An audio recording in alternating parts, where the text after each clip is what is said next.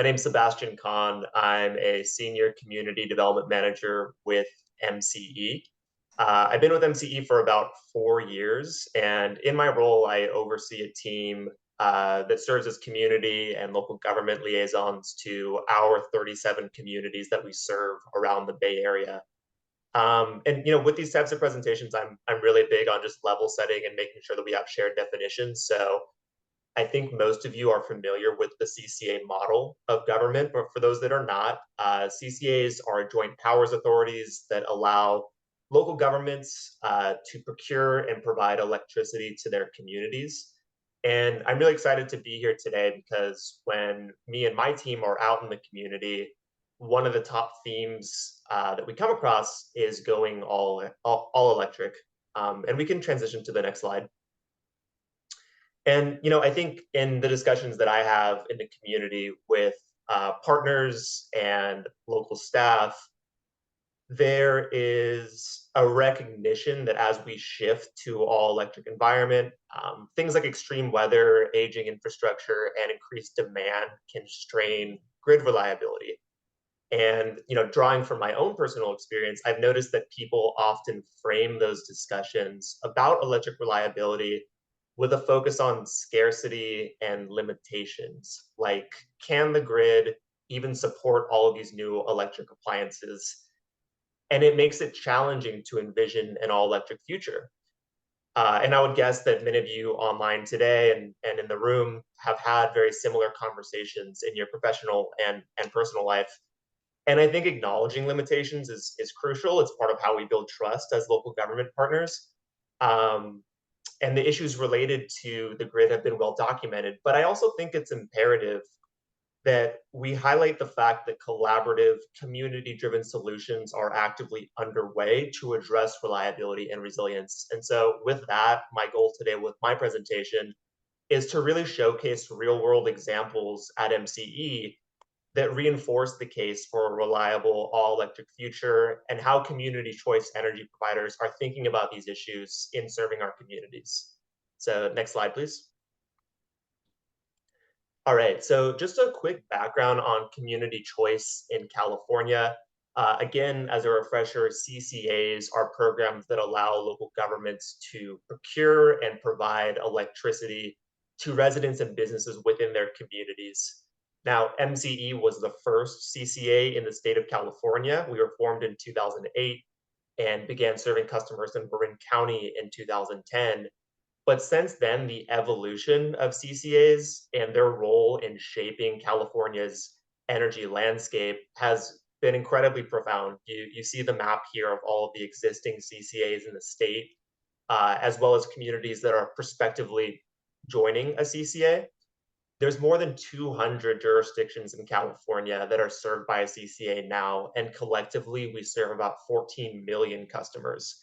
And that 14 million number is of note because that's just customers, right? That's 1 meter. So you can anticipate that a large amount of the load in the state of California is being served by CCAs. Next slide. So just to do kind of a hyper-local snapshot here, this is our service area at MCE. We serve Marin County, Solano County, Napa, and Contra Costa counties. All in total, that's about 580,000 customer accounts. It equates to about 1.5 million customers in total. Kind of the yellow areas on the map here are served by other CCAs as well. We have Sonoma Clean Power, obviously in Sonoma County, Clean Power SF, East Bay Community Energy, and a number of others. Next slide, please. So with kind of that background on CCAs, in the next part of the presentation today, I want to delve into 3 pivotal aspects of energy management, some of which you've heard already at the forum today: demand response, energy storage, and a topic that came up at the Q&A at the last session, virtual power plants. These are areas that are really at the forefront of shaping our energy future. And they're key areas that we're looking at MCE to address reliability, resilience, and even community equity. Next slide. All right, so just to ground the conversation a bit, there is a saying within the energy industry that the cleanest and cheapest energy is the energy we don't use, which is why the work that BayREN does is so important from an energy efficiency standpoint. And what folks mean by this is that our power supply in California has different carbon intensities and pricing at different points throughout the day. I think most of us are familiar with this. You know that gas peaker plants are cranking up and generating capacity in the evening hours from 4 to 9 p.m. at the same time that the sun is no longer shining, and when we consequently lose solar production, both on site, at homes and businesses, and at a utility scale. So last year, a majority of Californians transitioned to a time of use rate plan, which focuses on moving energy use out of that peak 4 to 9 p.m. window. And while energy conservation is a critical strategy to reducing overall energy consumption, what about times of more increased demand on the grid? You know, when there's a heat wave and everybody is cranking their air conditioning up, across the state during those peak windows, we can get into situations where our grid balancing authority, the CAISO, the independent system operator, can call for a flex alert, which we saw a little bit last year. You know, that's that immediate need to conserve electricity to ease strain on the grid. Next slide. And so, as we've heard today already, when that happens, demand response becomes a critical tool to achieving grid reliability. Now, the main difference, for me at least, between demand response and energy conservation is their purpose and their timing.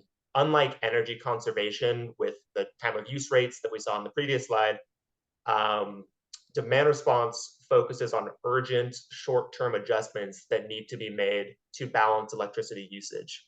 So when a flex alert is called, demand response can help prevent blackouts, reduce strain on the grid, and maintain system reliability. That's why last year in 2022, MCE launched our Peak Flex program. And basically what this program does is pay customers for the actual grid value of energy savings. So we compensate customers at a rate of $2 per kilowatt hour for every kilowatt hour they're able to shift outside of that 4 to 9 window during an event like a flex alert.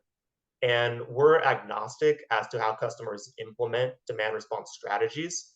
But typically, some strategies we see are as simple as turning down air conditioning, delaying non essential tasks, and temporarily reducing industrial processes.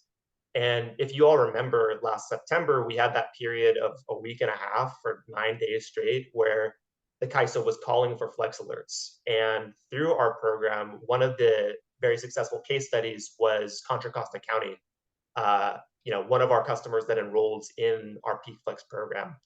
So working with the county, we were able to identify 20 of their highest energy using buildings. And during that period, we worked with their energy management team to make very easy tweaks to their HVAC systems. Because what the county was finding was that a lot of the HVAC systems at these different facilities were using air conditioning at 5, 6, 7 p.m. when nobody was home or nobody was at those businesses. So by making very simple tweaks to that and addressing it, we were able to save about 7,500 kilowatts over the course of that 9-day period. And in total, there was about $15,000 in incentives from MCE that were paid directly to the county, on top of an additional $3,000 in bill savings that the county achieved by shifting load outside of that 4 to 9 p.m. window. So demand response is just one tool in the toolbox. It can help ensure grid reliability and also compensate customers. Next slide, please. All right, so another technology that's received increased attention in recent years and we've heard about today is battery storage. So another tool in the toolbox can really help smooth out the sharp peaks and valleys in electricity demand that we can see on the right-hand side of the screen here. And batteries do a few useful things, both for end-use customers and for electricity providers like MCE. They enable daily peak load management by storing excess energy. And they can also serve as critical backup facilities during outages like PSPS events. ensuring continuity for schools, hospitals, shelters, and community centers.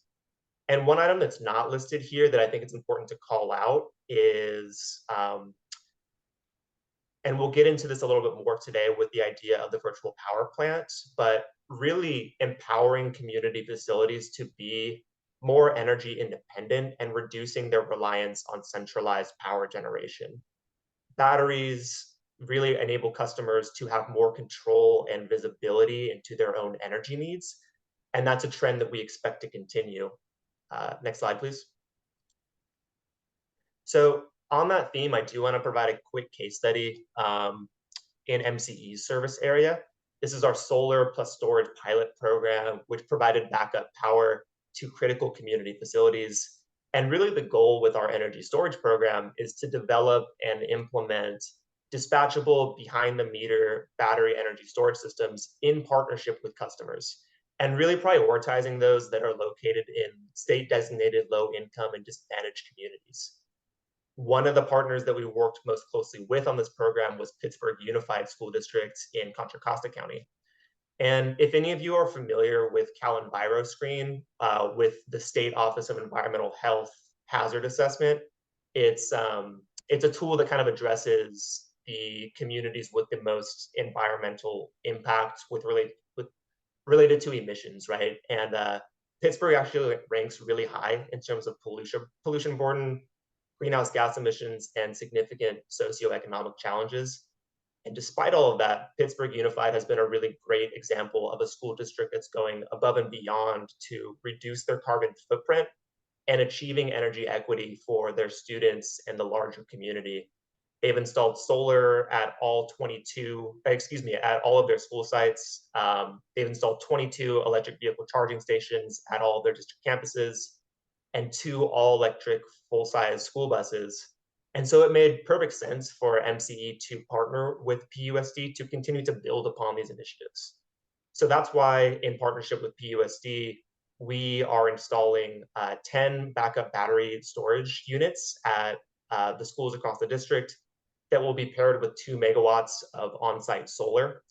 And so not only will the batteries provide reliability to the community in times of outages, but the school district is also estimated to save about $2.8 million on utility bills over a 7-year period. So as part of the program, they receive 22 cents per kilowatt hour for every bit of energy that's discharged between 4 to 9 p.m. Next slide, please.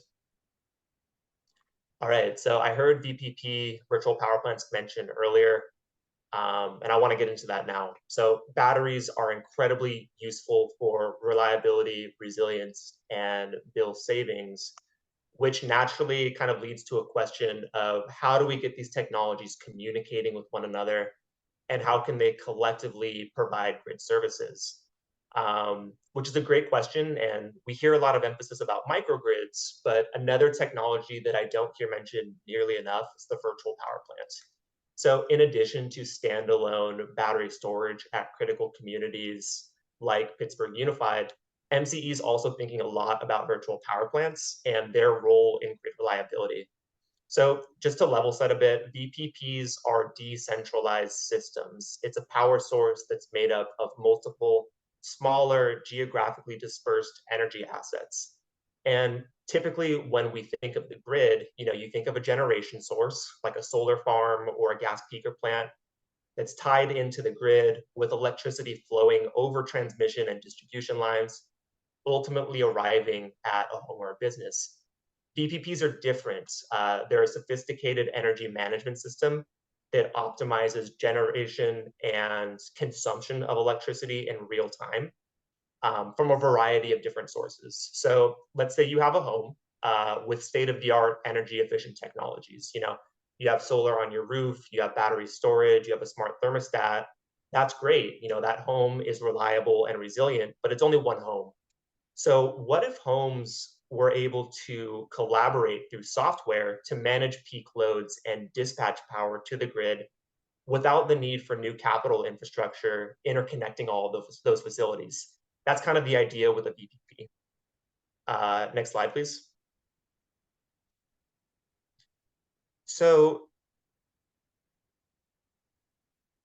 what we are thinking a lot about at MCE is how we utilize this type of technology in our communities. And one way that we're doing that is launching a virtual power plant in Richmond, California in 2025. So um, now that you know a little bit about the structure of VPPs, I just wanted to talk about this specific case study. Um, I think most of us here are familiar with Richmond. Asthma and environmental hazards have been really intertwined with Richmond's history. The city's industrial development and proximity to oil refineries along the waterfront has contributed to significant pollution. And today, Richmond has some of the highest asthma rates in the state, really in the 99th percentile. And efforts to address these types of issues have led to a great deal of community engagement efforts aimed at improving air quality. And so, with that in mind, MCE was notified last year in 2022 by the city of Richmond and an organization called the Zero Net Energy Alliance about a $5 million grant from the Energy Commission to address energy equity in Richmond. And by coupling a couple different funding streams, we're hoping to build out a virtual power plant that will launch in 2025 with about 100 homes total. Next slide. So a key tenet of this program is focusing on zero net carbon homes, both for existing residences and for first-time low-income home buyers. So in addition to the Energy Commission grant that I mentioned, the City of Richmond, in partnership with the Richmond Community Foundation, has an existing program made possible by a social impact bond that rehabilitates abandoned properties and promotes local homeownership. So the social impact bond in Richmond is being used to acquire abandoned homes at auction. And once that happens, income eligible families are able to purchase homes at below market value. So not only are low income, so, as part of that rehabilitation process, MCE and our partners are working with the city to incorporate technologies like solar, like battery storage, like heat pumps to participate in the VPP. So not only are folks in Richmond able to purchase a home and build that generational wealth, the value of the home is also increased through the virtual power plant and the new energy efficient technologies that are being installed there. So this is really fantastic. We think it boosts home value and also addresses energy equity. By involving these homes in a virtual power plant, we're shifting passive energy consumption under the traditional model um, to having those facilities located on site and reducing energy costs, particularly during peak hours, and addressing those energy burdens for folks up front. Next slide, please. Oh, we can go to the next one too. Yeah, thank you. And so our goal is to launch the VPP in 2025 with a collective 1.5 megawatts of flexible load, a megawatt of PV solar, and 2 megawatt hours of behind the meter energy storage, all of which can work together to manage electricity supply and demand efficiently. So the long-term vision here is to grow the program to all 4 of our counties that we serve and allow for these kind of disparate homes across the service area to participate in California's energy marketplace and sell electricity services like any other participant, just like a solar farm or a peaker plant would sell their generation in real time to electricity providers. And we're really interested at MCE in maintaining the relationship to customers. And so our intent is to compensate customers for their participation in the VPP with on-bill structures, on-bill financing, excuse me. Next slide. Yeah, and that does it for my presentation today. Hopefully that has inspired you about what's possible in terms of grid reliability and kind of what CCAs are doing, and happy to take any questions.